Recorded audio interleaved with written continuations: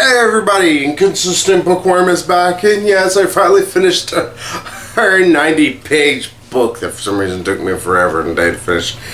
Oh god, I don't know what it is with the Star Trek novels. Some of them I can really power through, no problem whatsoever. Some of them I have issues with, I can't exactly go through them real quickly, and some I just can't read real fast. Sorry, something down here, I just kicked my foot. This one was firmly in the second one. And yes, I finally finished Trellisane Confrontation. But I want to go into a little bit of housekeeping real quick. If you have seen any of my other videos, the try videos especially, I have explained that one of the things that's kind of been holding me back from being able to do videos for a little bit was just time. And especially dealing with sickness last week. In fact, that's the reason why Sunday Funday barely even came out, because if y'all heard me talking during that, my voice was bugging me the entire time. Like I had a scratchy feeling the entire time. Thankfully, I'm much better now, so I feel good. I'm gonna go ahead and do them. But I want to get Inconsistent Bookworm a little bit more consistently, because I want to say this one took like 2 months, and a 190-page book shouldn't take that long. But some things come up. Sometimes I can't always read as much as I want to. So I think I'm going to go ahead and, even though usually I was taking breaks and I would read a manga to kind of give me like a week or two where I could put up another video, now I think I'm going to just insert mangas every now and then, especially considering the next book I'm going to read is a nearly 400-page book. Pardon me, I just finished eating all these chips, so yeah, this video is literally coming out I'm doing this video right after this. But yes, I'm going to go ahead and do that, and maybe we'll see where it goes. We'll see what happens with this, especially considering I actually do want to read more mangas. I have a backlog of mangas I want to read, so we'll see what happens with it. If y'all enjoy it and it doesn't take too much, maybe I'll just keep on doing it. If y'all have any issues with, you send me an email or get a comment or something, just let me know. It's like, hey, yeah, I'd actually prefer if you did this or did it separately or something. And I'll see about how we can figure it out. It would be better if I wasn't working, but I like eating, I like having a roof over my head, so I gotta work. But hey, enough housekeeping and everything. Let's talk about Trellisane Confrontation. The 14th, I think, Star Trek book, technically. This was before they started. Yeah, it's 14th, because when Sky was 13. This is before they really started numbering them, unless they re-released them. And this is still during the 80s, whenever these were, you could go buy these at a, what am I thinking of? Like pretty much a little convenience store up at a airport, and you would just read these on your little flight. That's what they were meant for. Because back then people actually read. People were like, I read. Yeah, you read a magazine article, if that. You don't even read the whole thing. You skip to where you want to read. Yeah, Trellisane Confrontation, book 14. I would say with the mass majority of the Star Trek books, a good chunk of them are rather good. Really, I can only think of 3, possibly 4 bad ones. And one of the bad ones, if I make it 4, is simply because it has so much going on that it's a pain in the ass to try and follow. And on top of everything, it's kind of a mess written, or in a way, when you think about it, you're like, this kind of doesn't know where it wants to go a lot of times. Oh well.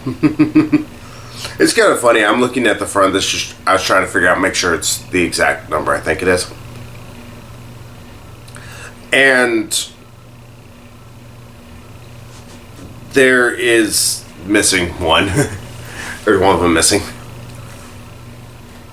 They don't have the first book, which is Star Trek The Motion Picture. The book, novel, whatever. It's kind of weird. It's like, y'all know y'all forgot something. Yeah, Star Trek is a series so far that I used to think was, you'd have one good book, one bad book, one good book, one bad book. But ever since I got read Web of the Romulans, I'm even looking at it right now, which followed up to Triangle, a really not very good book that felt like a fan fiction at times, a not very good one. It was Web of the Romulans. I thought was a really good Star Trek story, especially since it explored more of the Romulan culture. Then there was Yesterday's Sun, which was a follow-up to an episode that happened in Star Trek universe where Spock and McCoy got stuck in the past. And it says, hey, Spock had Ponfar, and guess what? He has a kiddo. It's actually really cool. It was a very interesting book, even though it ended exactly how you thought it was going to. Mutiny on the Enterprise was actually a very damn good book as well.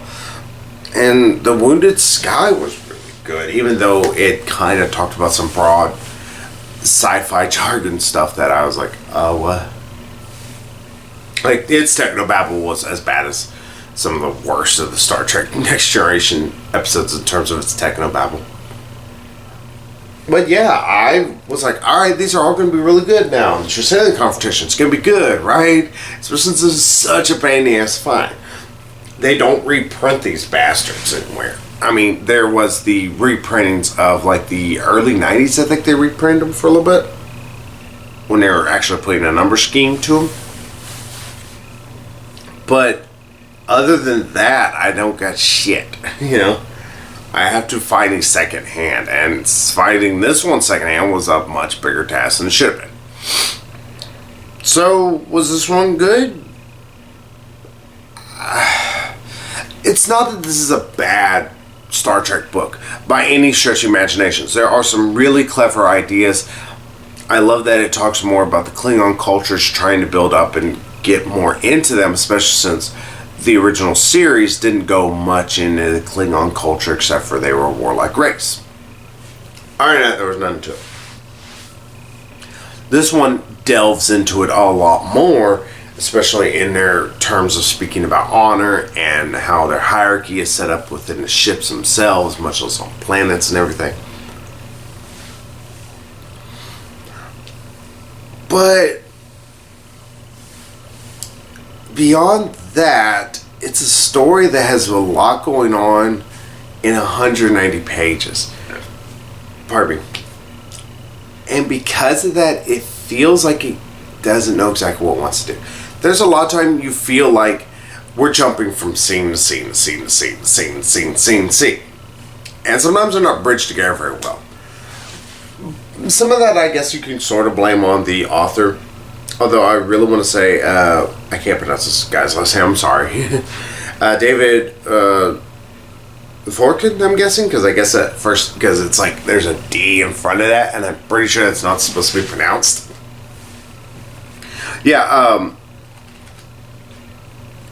I don't blame that entirely on him, because back whenever these were first really coming out, their big goal was to keep them constantly under like 200 some odd pages. I think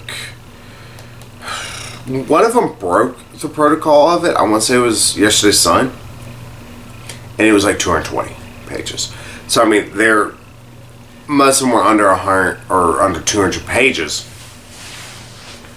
which is fine if you can tell a story compelling throughout that time period. If you can tell a very compelling story, which you should be able to, pretty much make it an episode of the show, more power to you. But if you can't, if you have such big ideas, your book is going to be very choppy. Or if you don't have enough to fill up an entire episode, your book is going to feel very bloated and very confusing and confounding. If I'm not mistaken, the same two people that worked on the Prometheus design worked on Triangle. And those two books were terrible. The Abode of Life was really good. I was getting confused with that one because they have similar in terms of things. Because there's also the Entropy Effect, which I want to say was just written by one person who never wrote a single thing else. And the Entropy Effect was really, really, really terrible because it didn't have enough to fill up an entire episode. In fact, I didn't even have enough to fill up an entire book. It was a book barely over 100 pages long, and the story didn't get started till page 75. So that tells you anything. Yeah, this one really suffers from a bit of the issue of that it felt like it was a longer book. I'm pretty sure this guy's story was probably closer to 250 pages long, especially since it would help talk more about the characters that are throughout this. Because it actually introduces a pretty much, not really a secessionist group, but a group that is very manifest destiny for the Federation. I think they have hinted about them before throughout the different series and all that. But this one, they actually talk about them, and they have a guy who somehow gains control of the Enterprise. Sure, there's a little weird, and you have to, accept some stretching of disbelief here and there. Because it's like, this guy has like 5 people to his name, and one of them is a alien who's a big bouncy ball, pretty much. And he somehow is able to control the Enterprise. You have to believe that somehow he's able to do this or that. He's able to somehow override the turbo lifts and everything, even though they explain they require verification from the person's voice. It's one of them weird things where they make little issues here and there, and they make little plot holes for themselves. Maybe it explained it more, I don't know. But yeah, this guy somehow gains control of the Enterprise after Kirk's visiting this one world that is under attack by these other aliens that are actually being helped by the Klingons. In this world that they're helping is pacifistic in a way, but turns out, oh no, they're actually not pacifistic, they're actually cannibals, they eat people. It's made out of people. But I will say, it doesn't help that this suffers from some of the problems that some of the other books do. Like, here, I'm just going to read off the end of or just the back of this book, which is literally a paragraph worth of text. The Enterprise has rushed toward torn Trellisane, or it might be pronounced Trellisane or something like that.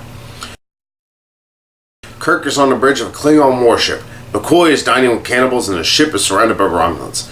And the neutral zone powers up for grabs. Not only the ingenuity and raw courage of the Enterprise crew can avert catastrophe. Alright, that sounds like, alright, cool. That is literally the last 30 pages of this book. What the hell? Seriously, you're describing the last bit of this book. Why not just have they've rushed toward torn Trellisane?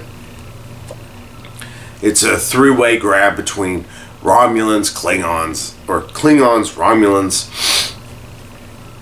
and everyone in between.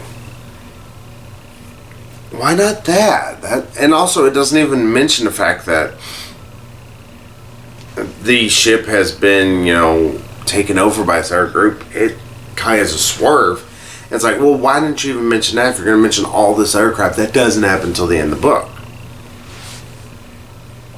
And it feels like there's certain bits of dialogue, such as, like, eventually how Kirk ends it is he has to make a deal with the Romulans and the Klingons between the Federation, help broker a deal between all 3 of them. And it's done completely off page. So, okay, thanks.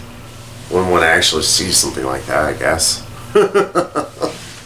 I don't know. It's a disappointing book, but it's not a bad book by any stretch of imagination. It's a book that's been edited down. Because of that, I can't recommend this to anybody outside of the Trek fans who are reading the books.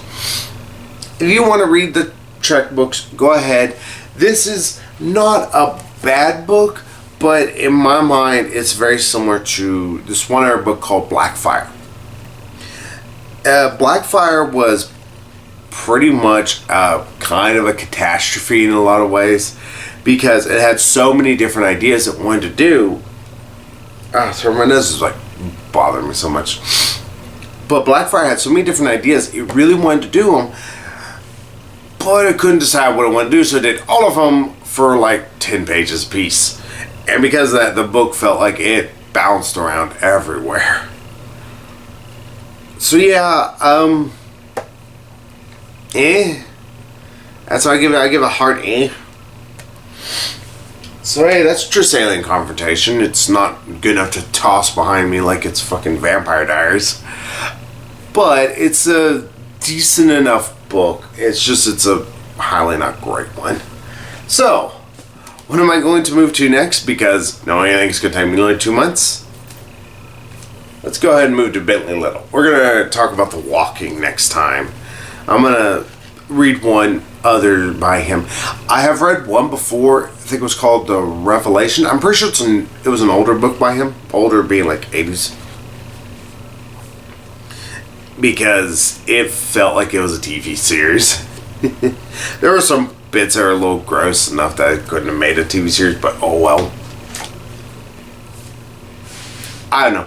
Maybe this would be better. It's not that Revelation was terrible, just it was highly forgettable, and it's exactly what I've seen a dozen other times from our books. And also it had some like cheap gore in it, in a way. Like, just to talk about the Revelation. At one point this lady gets a kitten and it makes a big deal about being cute, and it kills by the end chapter. Literally, there's no point for the kitten to even be introduced except for just to have gore. And they kill off this animal. It's like, alright, thanks. I actually like kittens. And literally adds nothing to it, and it never comes back up again. So it's a big lip kill moment. You know, alright, well, it didn't have any purpose, just there just to be there. Oh, maybe this one will be better. It's about zombies. I know that much. So, in hopefully less than 2 months, I will see you all with The Walking. Not Walking Dead, no. See y'all later.